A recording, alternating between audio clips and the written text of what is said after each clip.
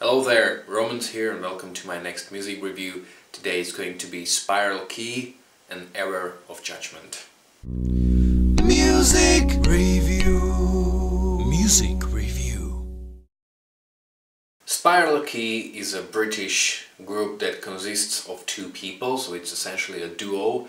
And they released their first record in 2013. It's a relatively unknown band with two band members having some experience from before.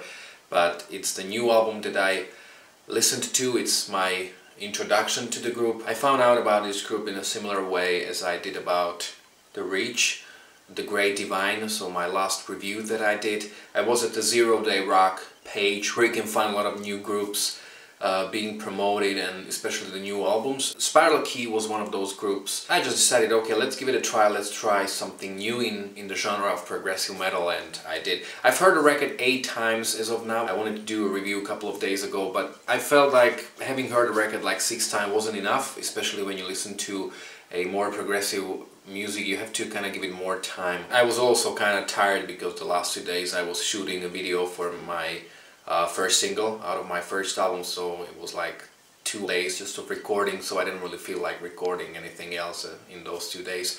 So let's look at the record. When it comes to the style of the record, it's pretty much a progressive metal with slightly bigger focus on the word metal, with some symphonic overtones, and there is also something that I would call like a battle between progressive metal and AOR. I'm gonna get to that in a second. The album opens up with the song Reason Revolution, which is a really great song. It has some softer, more atmospheric parts being mixed with some heavier metal parts. It's a really very nice combination. The second track is called Dark Path, which reminded me of Threshold. It's pretty much a traditional progressive metal song with a chorus that's very catchy, very AOR-like. I could imagine this chorus being in a song from Toto or from Journey. The third track is called Freeze Time, which has a very nice bass solo. As you know, I'm a bass player, among other things, so I really like that.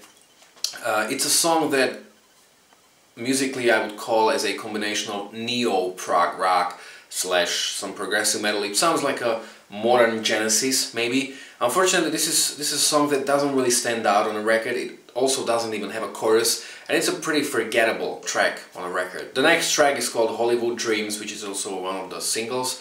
This is one of the best, if not the best song of the record. It's got very good chorus. The fifth track is probably the most progressive of the record, and it's called Possessive because it's over 9 minutes long, and this is, I think, another great example of that battle between heaviness and that kind of more melodic approach.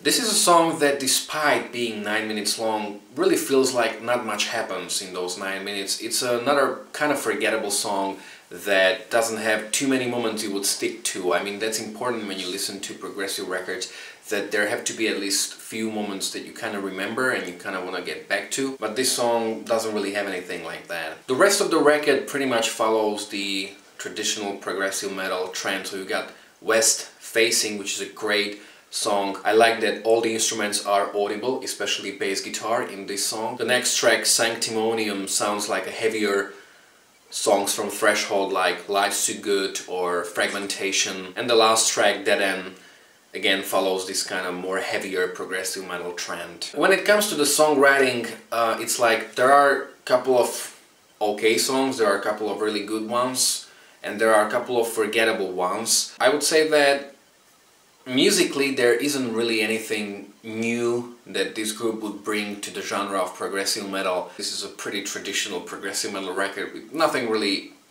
exceptional happening. When it comes to the production, it's like you can't really say there's anything bad about a production.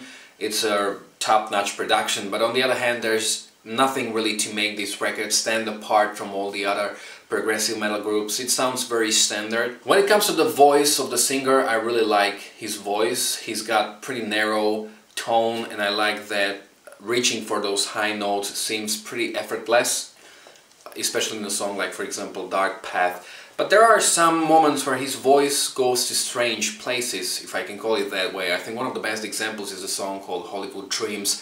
Around 3 minutes, he gets into a, I think that's some kind of an outro of the song, and he sounds like an abused Peter Gabriel or Abused Fish from Marillion or Marillion. I'm not sure how that band is pronounced. I'm not sure if that was an intention, and I'm not sure if it sounds great or if it sounds horrible, but after having heard the record 8 times I kinda got used to it. When it comes to the final score, I had to give it a pretty long thought because when it comes to the reviewing of a record and giving it final score, it always comes down to a one question for me. Is this a record I would like to get back to or listen to again in like a month or maybe a year? And the answer is not really, because when it comes to the progressive metal, it is a very well done record. There isn't really anything in terms of production or musicianship that I can complain about. When it comes to the songwriting, though, there isn't really anything new that they would bring to the table. This is a very much standard record in this style, and therefore there isn't really anything that would make me want to pick this record among thousands and thousands of records that there are out there or that I've heard already. So therefore I decided to give this record 6 points out of 10, but if you really love progressive metal and if that's the genre that you dominantly listen to, you can give this record 7 points out of 10. In Slovak, an error of judgment means chybný úsudok. That's kind of cool. So I hope you liked this review. If you did, don't forget to like, share, do you believe? Subscribe. You can follow me on Facebook or on Instagram. You can find the links to both in the description below. If you have heard this record already, or if you liked it, if you agreed with me or you didn't, you can leave a comment in the comment section below. And thanks for watching.